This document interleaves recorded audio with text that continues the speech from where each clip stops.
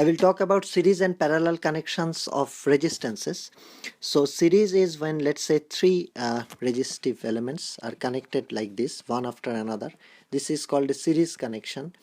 And when we have such connections, the equivalent will be just the sum of these three. So we can say R equivalent, which is also for series resistance, is sometimes written as Rs. So Rs will be just the summation. So if there are five of them, it would be summation of the all five resistances. And parallel is like when we have the resistances like this. So there's a one common node here and another common node here and like this. And this, in this case, the equivalent will be, which is Rp, sometimes written as, and R1, R2, R3 say. So it will be just addition of the inverse. So here R equivalent, which is also Rp, is 1 over R1 plus 1 over R2 plus 1 over R3. And we can see that when its resistances are connected in series, the overall resistance is just the addition, so it's more than any of the resistances. If all of them are the same, it will be just 3 times for 3 resistances.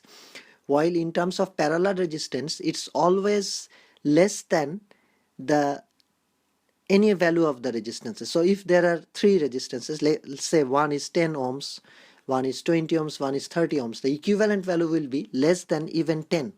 That's the result of a parallel connection. So basically, when we want to reduce the resistances, if we have, let's say we need 25 ohms resistance, but we have 250 ohms resistance. So what we do is we connect them in parallel and we get the equivalent will be just 25, half of it. If we have like 200, let's say we have 400 ohms resistance, and if we connect them, 4 of them parallel, the equivalent will be 1 over 100 plus 1 over 100 plus 1 over 100, which is, we will see, which is actually 100 over 4, that is 25. So basically resistance equivalent will be 1 over Rp is equal to 1 over 100 plus 1 over 100 plus 1 over 100, which is like that. So Rp becomes inverse of that, so 100 over 4, that's 25.